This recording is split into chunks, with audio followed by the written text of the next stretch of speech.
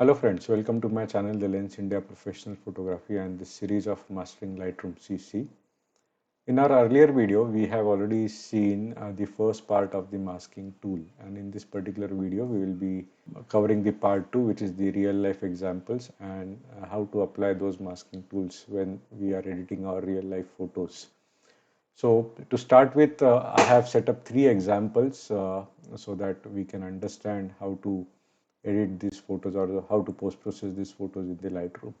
So the very first example is related to the portraits, and we will try to basically see how to apply those masking tools in the Lightroom. So let's start with this masking tool without any further ado.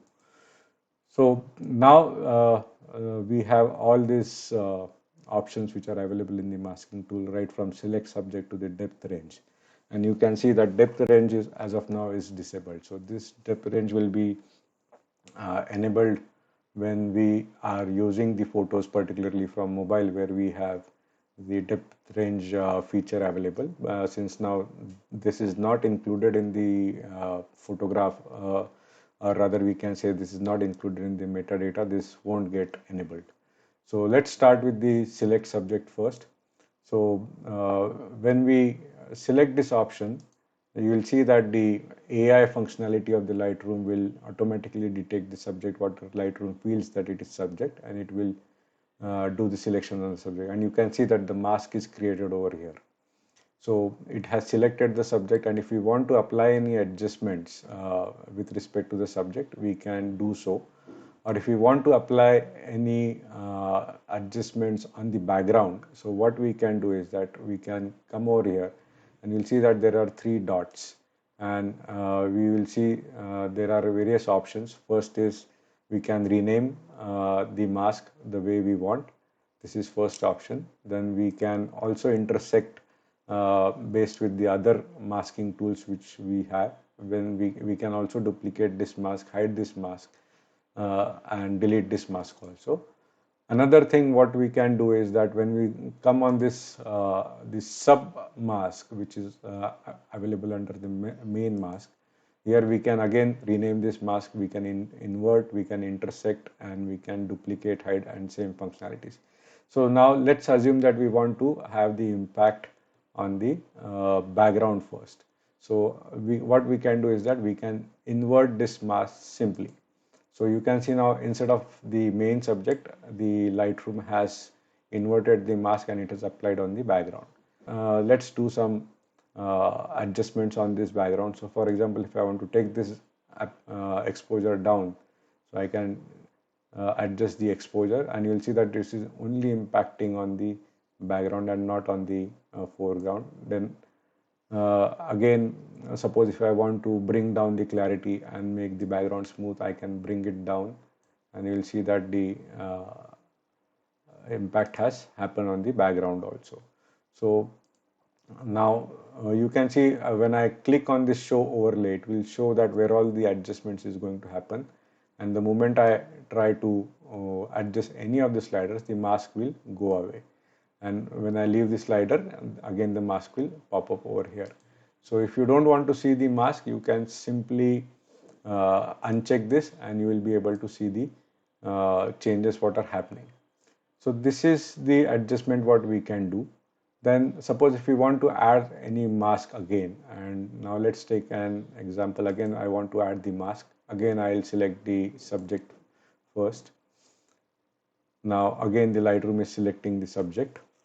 And now suppose if I want to go for like applying some local changes on this subject. So what I can do is that I can now add the mask. So I have already added, and on this mask I will basically go for only the color range. And when I will go for the color range, I'll pick up this color. So the impact will only happen where all the same color exists. So we have seen the properties of this in the part 1 of this video. Now you can see that there are some areas which the Lightroom has not selected. So what we can do is we can have these two options selected. So one is to add mask and another is to subtract. So suppose if we feel that any of the area is getting over selected, we can use this subtract functionality. If you feel that any of the area is not getting added into the mask, we can use this functionality of add to mask. So I'll just add to mask and select the brush, and then I'll just brush upon this, and you can see that the mask is getting added for that particular color. So this is one way what we can do the selection of the mask. So now you will see that if I want to saturate this, then I'll go to the color correction and I'll saturate the colors the way I want, or desaturate the colors the way I want, and the changes are getting only applied to a particular thing. So this is about the color range what we have applied. So once you are done with these adjustments, you can close down the adjustment. And now suppose if you still feel that you want to do some more adjustment on this area. Now let's take an example. I'll select the brush now, and you'll see that here we have so many options where when we come to this tool panel or the slider panel. Now let's take an example. We want to soften the skin. So we'll just select this option, soften the skin, and where we particularly want to have the only adjustments affecting on the skin. Now you will see that the slider has automatically come down to the skin, and if you select the overlay, it will show where all the skin is going to get impacted. So I'll just start painting on the subject, and you'll see that the changes are getting implemented on the skin, and you can see the overlay which is now progressing on the skin when I'm trying to do the adjustments. So this is how the mask can be used, right? So I'm just doing the rough adjustments. I'm not going so fine on this, and if you unselect this overlay, you'll see the before and after changes, right? So this is how the other adjustments can be done on the subject. So assuming that all the adjustments are done, now we can decide whether we want any further adjustments to be done or whether we are good to go with this particular photo. So this was one example when we are doing the post-processing. See the effects which we have done prominently. You can easily make out how the changes are getting implemented. So this is the one example of the post-processing with the couple of masks what you have seen just now. We can move on to the next image where this is the landscape image, and again now if we go to the mask, now the next subject is that we have the landscape, and since we have the sky in that, we can select this second functionality of this masking tool, that is the sky, and you'll see that the Lightroom with its AI functionality, it will select the mask automatically, and then based on what are the adjustments are required. For example, if the exposure needs to be adjusted, we can adjust the exposure. We can even add some clarity. We can reduce the highlights if at all we are seeing the highlights in the sky. We can increase the saturation the way we want.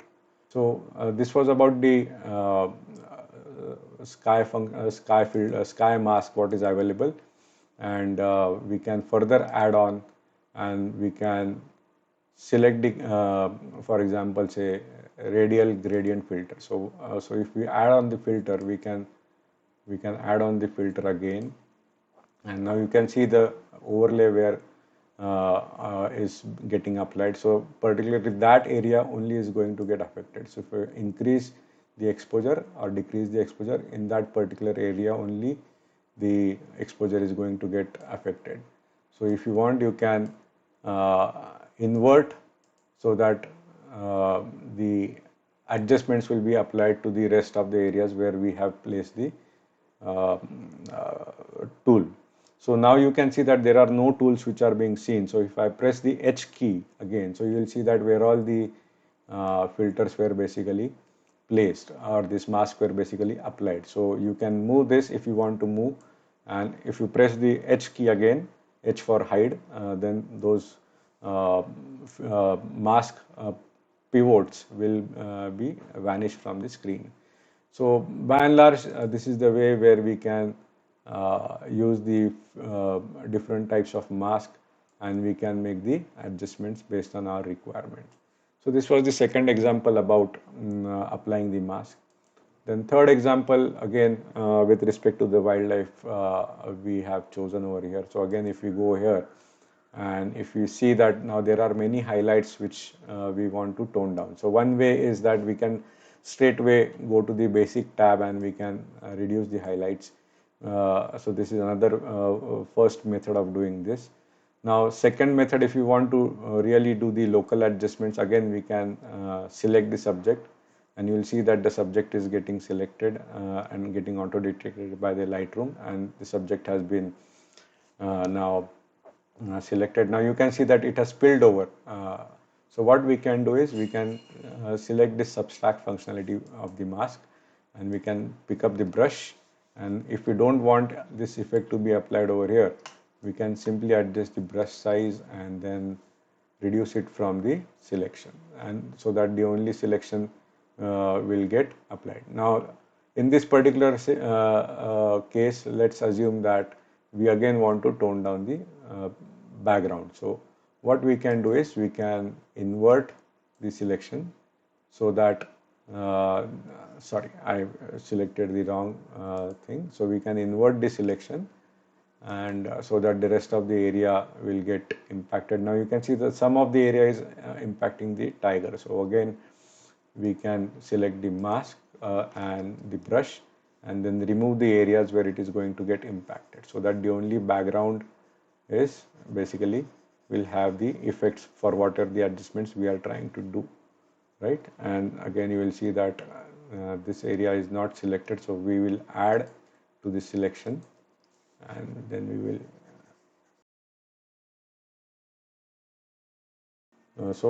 this is what we have done, and now we will try to do the adjustments by the way we are willing to do. We can adjust exposure, we can adjust the contrast, we can adjust the highlights. So this will get impacted only where the subject has been selected in the invert way. So this is one way what we have done. Again, now suppose if you want to add the texture, so what we can to the so we'll select the subject again.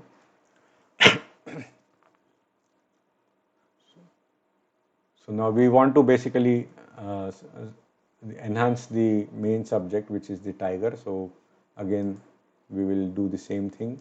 Wherever it got spilled over, we will reduce it from our selection. Wherever the Lightroom has missed, we will add to the selection. So whatever has been missed, we are trying to add that. And once it is added, then what we can do is we can, now we want to add the texture. So what we will do, we will select the texture slider, and you can see the effect is happening on the body of the tiger. And if you want to bring in some clarity, you can see this. So you can see the changes before and after. Now again, if you want to saturate the color also within the same adjustment, you can do so by changing the color. So if now when I zoom out, then you will see, and zoom in and zoom out, you will see that before and after changes are getting implemented. Now let's take an example. We want to add the linear gradient filter on this. So we'll just select the linear gradient filter and try to drag the filter to create some more depth in the image. So you can see the filter is getting applied, and now with the little bit the adjustment of the exposure, you can experience that the background is becoming more darker, which is giving you more depth to the picture.